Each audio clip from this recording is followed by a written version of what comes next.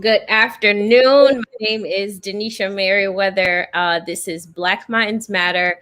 On this platform, we're really promoting education freedom, education equity, education choice, whatever you want to call it. We just want to make sure that our brown and black babies have the best learning experience, that they don't experience trauma in school, and that they're able to go to the school that their parents want them to go to, regardless of how much money they make and regardless of where they live.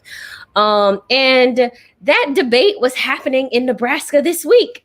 And Clarice Jackson, who I'm so happy to finally have you on the channel to talk to our audience, has been fighting in Nebraska for a while to try to create more options for students. And this past day before yesterday, on Wednesday, there was a debate to get a scholarship bill passed in Nebraska, and it didn't pass. And so, Clarice, first, let's do a quick introduction of you. Tell me about your background. How did you get roped into this? Because I always find with people, I know I was thrust into this space, it's always a personal interaction. So how did you get involved? And yeah, talk to me a little bit about you. And we're going to dive into this Nebraska situation. Well, I'll try to keep me brief. I'm multifaceted, so I wear many hats. Um, but the most paramount one, the one that's most important to me, is that of a mom and a parent. And like you said, Denisha, I got into this because I was blessed to be the soul mother. And I say soul mother because she wasn't my natural daughter, but she was my daughter in every sense of the word. And God blessed me with her when she was 8 years old. I met her in the traditional public school setting. She was in the second grade and she could not read simple 2 and 3 letter words. And I was 19 at the time. And that was like 24 or 5 years ago, if that ages me. Mm, And she couldn't read, and mm, I couldn't figure out why. mm. And so I started asking questions, and along that journey, our relationship developed. Her mother at that time was in prison, and she lived with her grandmother. And when her mother got out of jail, she asked me, did I want to raise her? She felt like I Oh, was wow. equipped, yeah, to raise her and to give her the things that she needed and to be able to devote the time Yeah. to advocacy to her education. And so I, of course, said yes. And at the age of 8, she became my daughter and will forever be my daughter. Yeah.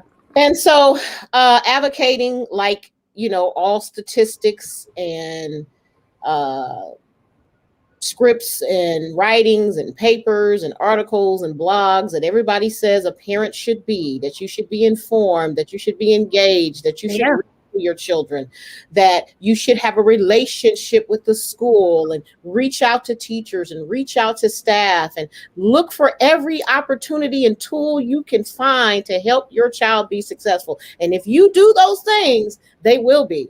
Mm. And I did all of that at 19 years old and 20 years old and 21 years old. And she made it to the fourth grade, unable to read at all. And I kept asking the school, what is it? What can we do? Put her in special education. She was put in special education for a year and no progress. And I literally have it on tape, the director of special education at that time saying, we're doing the very best we can do for her. And their very best was she could not read simple 2 and 3 letter words. And so I began to look outside the school system because at this time, again, she had made it to the fourth grade. This journey started with me in the role of advocate in second grade, but she had had uh, failing kindergarten, failing grades since pre-K. They knew this since pre-K. It was on her CUME folder that follows her each year. And so by the time she got to fourth grade, she still wasn't able to read. I had exhausted every measure known to me through the public school system, the traditional public. And so I began to research outside of there. I found a term called dyslexia. That was what my daughter had. It's the most common reason why people struggle to read, write, and spell. Affects up to 20% of the population. But the school system had no idea, never even mentioned it to me. And so Mm. I put her in a private school. Again, 19 years old. Back then, I made approximately $900 a month, and this particular school cost 5,000. Mm. What I did find out, though, is that several parents, wealthy parents, who were able to take the school, the school system to court and receive compensatory services for their children who were special education, who they failed to read, to teach to read as well, that they were successful in getting the traditional public school to pay for it, but they had to go through all of those procedures to do it. I didn't have the resources to do that, nor did I have the income to pay $5,000 a year. And so I was stuck trying to figure it out, but I knew that's what she needed. So I put her in that school.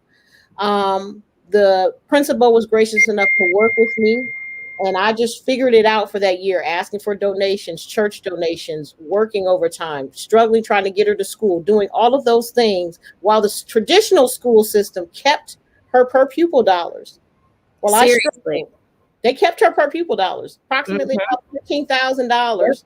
Well, I was struggling to come up with $5,000 so that my daughter could learn to read. And guess what she learned to do in that school? She learned to read. And so that forever changed me. I know I went a long way about it, but it's important to understand. It is. Foundation from which my passion comes from when it comes to this.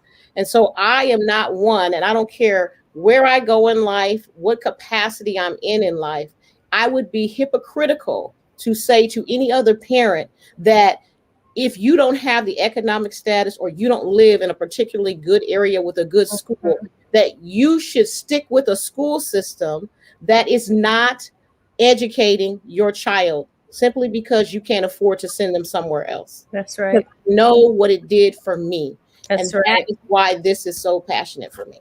That's right. And one thing that you said, a lot of the people who say the what ifs behind this issue, they say, oh, but what if the parents are not engaged? And you talked about parent engagement. You were one of the parents that was engaged, in your child's education. And I just want to say that your story and your just parental guardianship over that young lady is, I had that same, my biological mother wasn't engaged, but I had a godmother. I had someone, and that it just makes me upset because you have people, we wouldn't have the conversation if we were talking about higher income people, because I've witnessed a lot of higher income people who pay nannies to take care of their kid, to go to plays, to oversee all of the academics, the social, the everything that their kids are involved in.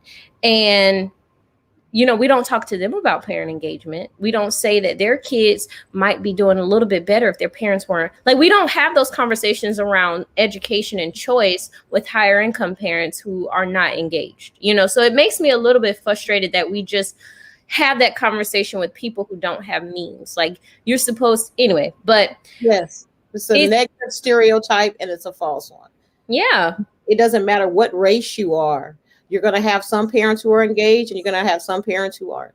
Yeah. And when that shouldn't be the reason why we don't provide students with options.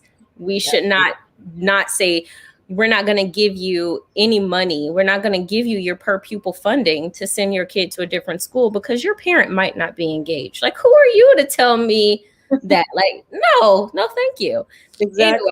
Anyway, so you've been, fighting and advocating and serving in Nebraska since you had this experience. And I recently heard your story again. And every time I hear your story, I'm always like, oh my gosh, because you said that your daughter went from a 0 reading level to going to the school that you knew could meet her needs to a 3rd grade reading level in 1 year. And they had pre-K to 4th grade to teach her to read. And here's an even bigger clincher. We weren't successful, and that includes me, to getting dyslexia legislation passed until 2018. So they're just beginning to start to try to address dyslexic learners. I was advocating for my daughter in 2000, 1999, and 2001 when I had those conversations. So imagine if I would have sat there and said, oh, well, let's just pour more money into the traditional public school and let's just hope that they get it. That's right. She wouldn't have stopped aging. She wouldn't have stopped getting older. She wouldn't have stopped being socially promoted to the next grade. And she would have graduated dumb. and illiterate. That's what she would have done had I allowed that to happen. Yeah. And so now that we got a background of who you are and how you came into this movement, talk to me a little bit about the current landscape, because I watched the floor debate on Wednesday. It was frustrating. It was frustrating to watch. Highly frustrating. And I will say that I am born and raised in Nebraska, and I've raised both of my children in Nebraska, and my son thrived in the traditional public school, but it did not work for my daughter. And I was so disheartened by the floor debate and some of the things that were coming out of the mouths of the senators. How one senator in particular started his speech with how all of his children attend a private Catholic school. Seriously. And that he will continue to send his kids to a private Catholic school and even his grandchildren. But he opposes this bill for poor children, and that they should hope and put faith and belief in the fact that traditional public schools will get it someday, something to that effect. And I just looked at, I said, the hypocrisy of it all. It's not good enough for yours. And when Senator Wayne asked them, I will stop debating this bill if you all will send your kids. That's right. To these lowest performing schools that are failing. Yeah. And who answered? Who said I would? Yeah. I think I heard one woman say, oh, I would send my kid to a school in East Omaha, which is primarily African-American populations within. But she didn't say to one of the lowest performing schools that Senator Wayne was talking about. I caught that too. So yeah. Yeah. And, I was sitting there the whole time. And so for the people watching, on Wednesday, Nebraska, there's a bill that's been out, and it's been proposed time and time again to give students a scholarship similar. I'm from the state of Florida, and they're tax credit scholarships all across the country. There's a bill proposed, LB 364, to create a tax credit scholarship program in the state of Nebraska for lower income kids. It didn't pass. We've been rallying for years and years to the need is there. Obviously, the need is there for students to get a better education. The support is there. We know nationally that 66% of Black people want school choice, and overall, 71% of Americans say they want school choice. So the need and the want is there, but it's just concerning that Nebraska has not been able to pass a private school choice scholarship program or a charter school bill to allow charters to come into the state. And for me, under Black Minds Matter, this is duly personal, because we know that with choice programs, education entrepreneurship is possible. And Black people who have interest in promoting education and creating high quality options are able to now do this. And so the floor debate on Wednesday was super frustrating. And in my opinion, there was some racy stuff that was kind of said, and you mentioned Justin Wayne. And so I want to play his clip and show everyone watching exactly what he said, because his speech was powerful. Yeah. Let's listen. Let's take a look.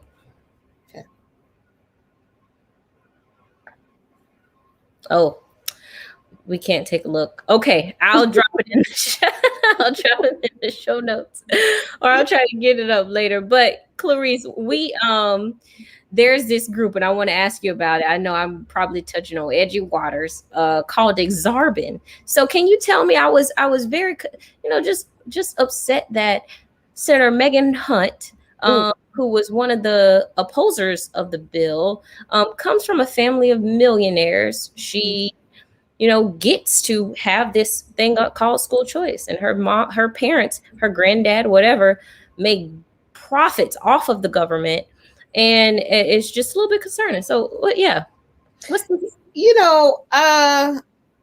I've known of Senator Hunt, and I've had experience with some of her legislation that she's introduced into the unicameral, and to a degree, she's considered the champion for all things LGBTQIA plus initiatives, and so that's something that anybody that's spent any time in the unicameral will know is her passion. However, you know, when those conversations have been had, her and people that roll with her have made the statement that you cannot separate someone's uh, queerness from their blackness. And Mm, so I pose that same question back to her in what I consider to be hypocritical, is to then say that we need to separate low income children and them not receiving an appropriate fair education yeah. from choice. You can't separate the two. They need choice, and they need it yesterday, because historically and systemically, leading back to the anti-literacy laws once slavery ended, that came about. And we know in the state of Nebraska, because literacy is my thing. You have Black Minds Matter, I got Black Literacy Matters. Yeah. And we know historically across the nation, but more specifically in Nebraska, that we have been failing our Black students when it comes to literacy. That the latest NAEP polls showed in 2019 that they lag 4 to 5 years behind their white counterparts.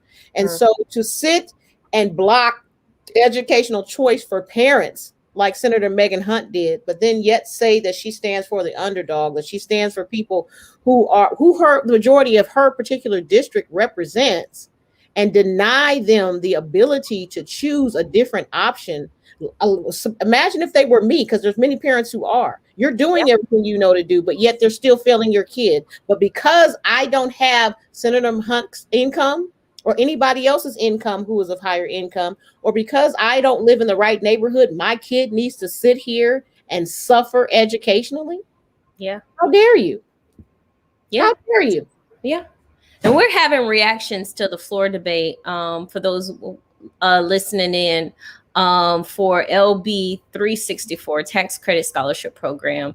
And she talked about it on the floor, so I feel like it's appropriate to talk about it here on here, because we did school visits. I came to Nebraska. We went to some schools, saw some awesome kids who are lower income, most of them Hispanic, going to Catholic schools in the state. She went on this school tours too, and she talked about it on the floor, and I felt that it was very offensive. And I don't have children, but if I had if I was a parent and I had a kid going to one of those schools and heard her talk about how she talked about those kids on the floor, saying they were shy and basically recluse, I felt that it was a bit concerning. And when she was there, she was actively playing with the kids, and it's just so hypocritical to me that just the double standards. That was a flat out lie. It was a flat out lie to say that the kids looked. I recall her saying on the floor that they looked depressed, that they looked unhappy. Yeah. And I said that was a flat out lie. We had about 10 to 12 senators with us. We went into one particular class where the kids were so engaged civically. Yeah. They were asking questions about what they did in the legislature. Yes. Do they get paid? What about Senator Ben Sass? These kids were engaged, and they were asking higher level thinking questions. Those kids did not look, nor were they sad or depressed. Yes. So I feel like we have to have some authenticity when we're on that floor. And what she stated about that tour that we all took was not true. And I feel like it was just blatantly disrespectful to talk about somebody's kids that way. It's one thing to, come against a bill. We're discussing a bill. You have to agree, but you didn't have to bring and criticize people's children. Like what you said first was not true about these kids, because if I went into her child's classroom and I said, your kid looked depressed, your kid looked like she was a recluse and she was shy, I would never do that, because that's just low, and that's rude and disrespectful. You don't talk about people's children that way. And children that are like, these are young kids that can't defend themselves. And no, she owes those students an apology. She does. She really does. And I took that personally because I was a kid that went to a private school on a scholarship that had no other means to have access to private school if it had not been for a scholarship. All of those kids who were in that school were on an income-based scholarship. They are the most vulnerable among us who don't have a powerful voice. And she's elected official who's supposed to be advocating for the people. But no, she gets up and one criticizes our most vulnerable kids, the ones who are lower income and minority. And then like little kids, like these are kids, like little, not like teenagers, high school kids. These were elementary school kids that she's criticizing at that. And so I definitely believe she just, those kids deserve an apology. And there was just a lot of stuff on the floor that was talked about. And, you know, one of our, advocates in the system, took to Facebook asking, and that's why I was like, I have to have Clarissa on, took to Facebook asking people if they should support this policy. And Clarice, you went in, there are like maybe 100 comments, and I think 100 of them are from you. Everyone that had something to say, you said, no, let me come back to you. And so how did that make you feel, just hearing all this stuff and knowing the background? You know, like I said, we've been doing this a long time. I think I've been advocating for educational options since 2014, maybe. So it's been a long road. And so to get where we got to with this particular bill, and then to have senators and people on the anti-school choice thing, here's the deal for me personally. If you just because you just don't want kids to succeed, because that's the only way I would see that you would be opposed to any option that's going to help a child. I don't get it. So just knowing that this bill, first of all, has been on the record, we knew it was coming up, and conversations had been had. We had reached out to particular senators. And so for that particular post to come up during the session asking what do the people think about school choice and about this particular bill was a little off-putting to me. I'll say that, because the importance of this particular bill shouldn't have been done at the last minute. Now, I'm not saying he hadn't had any conversations or other people that did that, but I only know of one person that did that. And I think it warranted more time and fairness. Get all sides of the coin in totality, and then make a confirmed decision. And so Senator Terrell McKinney, who represents East Omaha. Hey, it is what it is. He's a public senator. He posted the post, which we're talking about, and he represents East Omaha, which is represents a large constituent body of Black people. When he got up on the floor and he said, you know, my parents want choice. I was like, well, yeah. He's telling the truth. He really is telling the truth.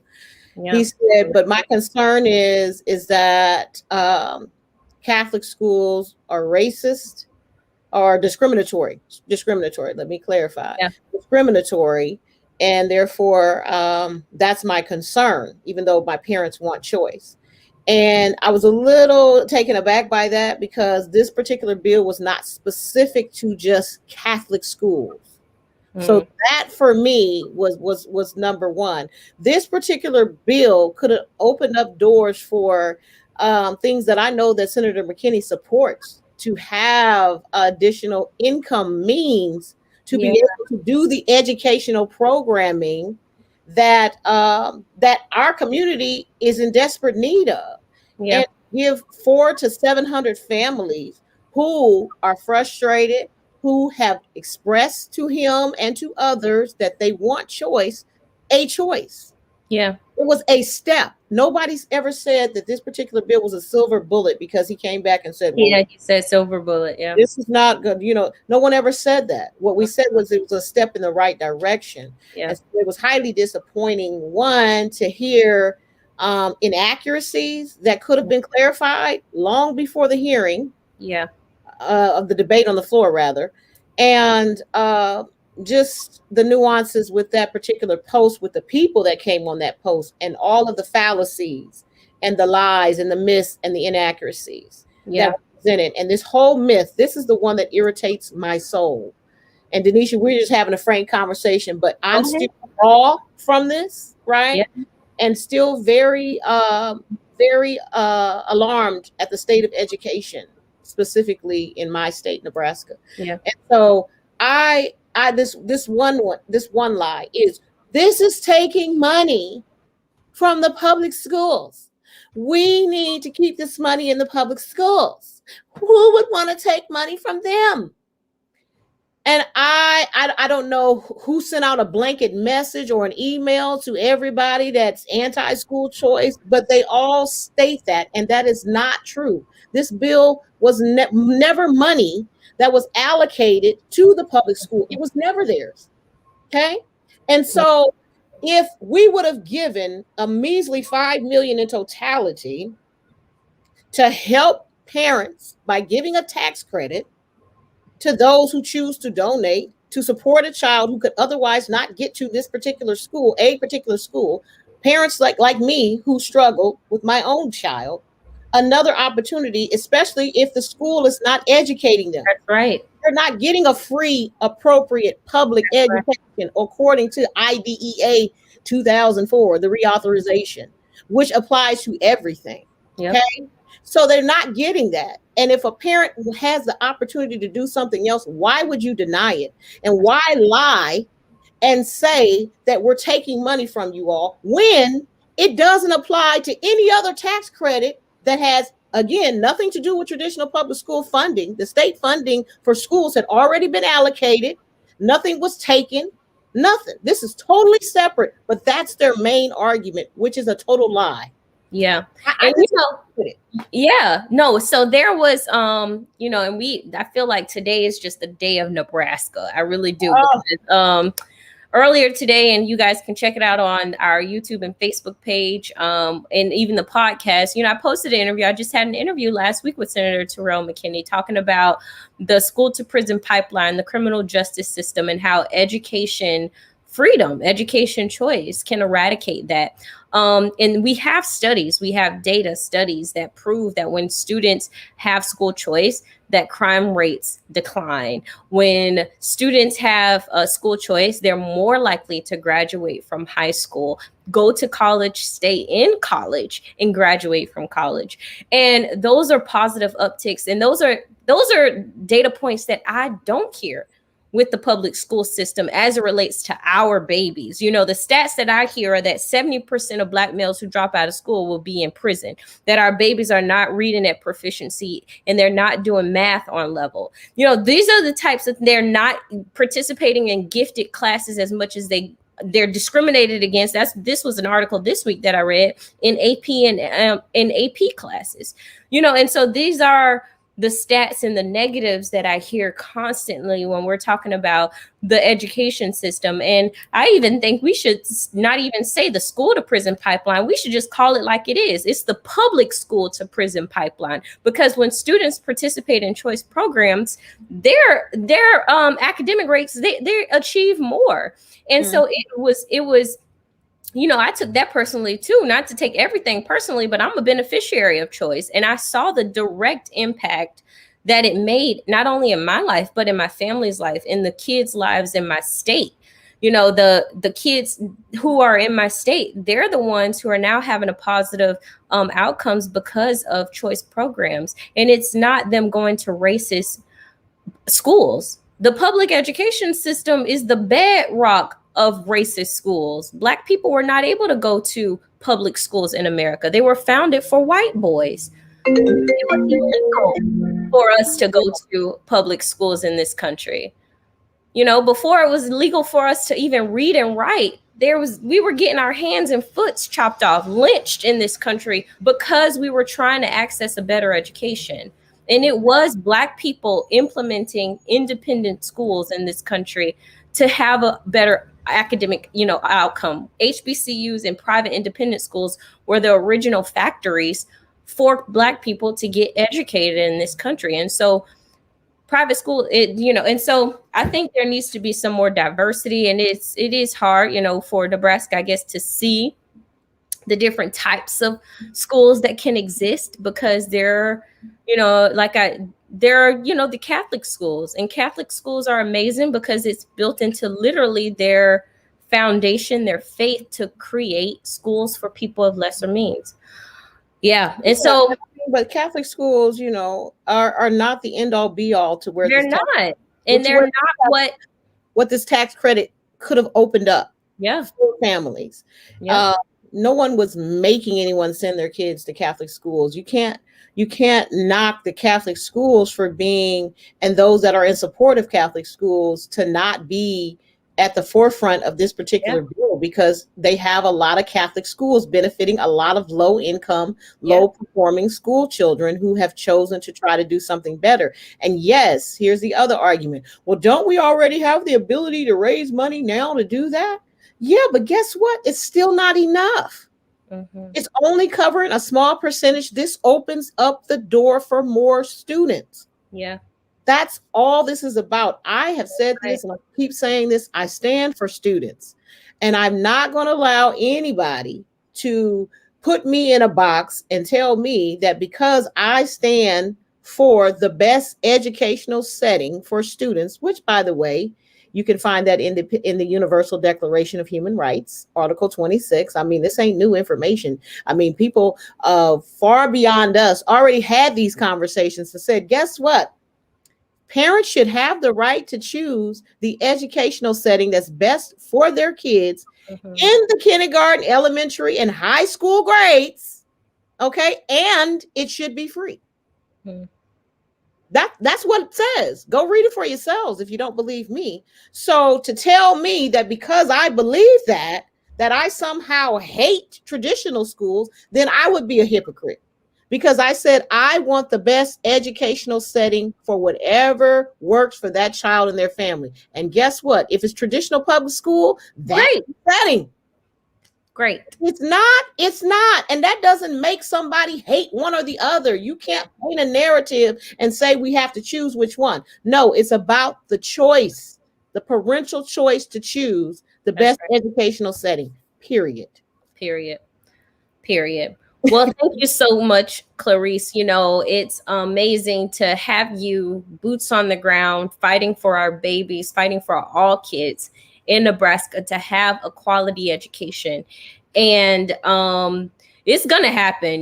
This is a fight that's actually pretty interesting. There's so many elements in Nebraska, and it's like, what? Like, you just start peeling back the onion, and you're like, there is a lot going on in this state. So everybody who's listening, who might not know, why Nebraska, just tune in, follow Black Minds Matter, follow Clarice. Clarice, you want to shout out your handles to keep up to date? Facebook.com, Nebraska Parents Coalition, BlackLiteracyMatters.org. You can look me up on there, Clarice L. Jackson. We're just doing what we need to do for all students, for all families. We appreciate you, Denisha, for Black Minds Matter and what you're doing in this movement. You are a living testament, read before anyone who's willing to read you or to listen to your Audible as you speak about it yourself.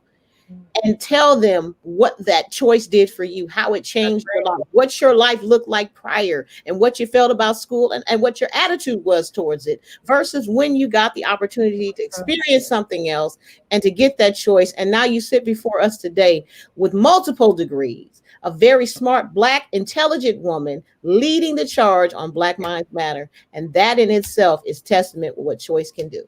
That's right. Thank you. And we're going to make sure that there are more kids. We're going to make sure, the fight has just begun. Now that I'm a kind of a transplant Nebraskan, You family, girl. You family. We're gonna Okay. make it happen in Nebraska with all the underwater aquifers.